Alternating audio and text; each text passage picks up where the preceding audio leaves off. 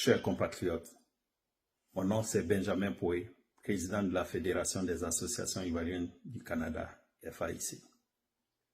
Depuis bientôt une semaine, un événement défraie la chronique au Canada suite au reportage du bureau d'enquête de Radio-Canada concernant certaines mafias africaines au Canada.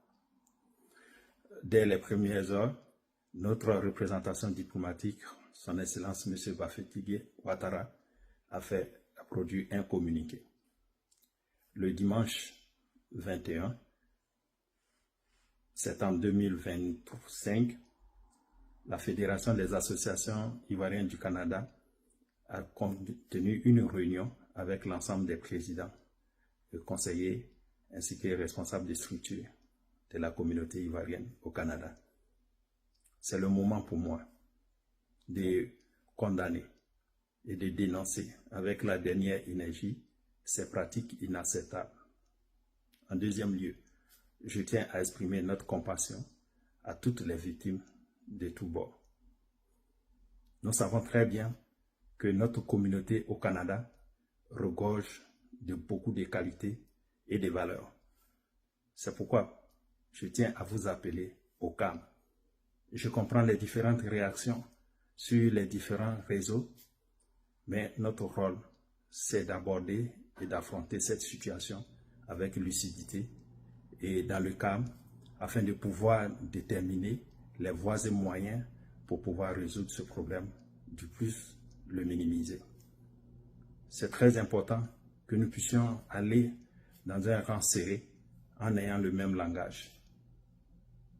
Je tiens ici à inviter toutes les associations, tous les présidents d'associations à relayer ce message dans leur région.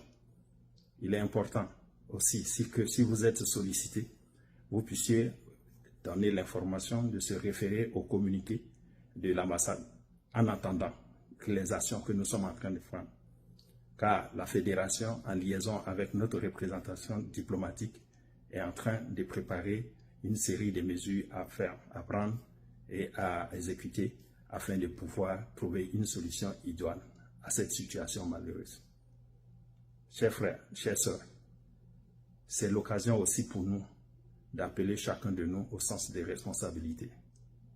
C'est vrai que la liberté est individuelle, mais cette liberté peut impacter aussi positivement comme aussi négativement notre entourage si nous ne savons pas comment l'utiliser. Je vous appelle donc au calme, encore, et à l'unité. Nous savons défendre et promouvoir les vraies valeurs qui sont les nôtres. Mais nous devons être aussi conscients de la réalité des phénomènes, des problèmes qui se posent à notre communauté, pas uniquement à notre communauté simplement, mais à la communauté immigrante et à la communauté tout court canadienne. Nous vivons dans un pays et nous devons travailler à faire toujours ensemble de rehausser l'image de notre pays, la Côte d'Ivoire.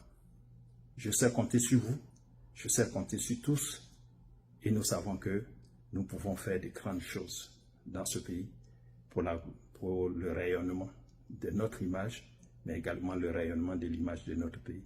Soyez toujours à l'écoute.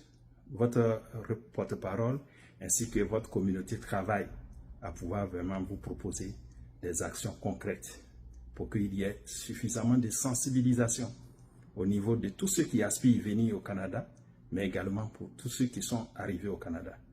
J'en appelle encore à nos compatriotes qui s'éloignent de nos organisations, de nos associations. C'est très important que, étant loin de nos pays, nous puissions nous retrouver pour nous donner les bons conseils pour réussir notre intégration. Car ce pays regorge de beaucoup de potentialités.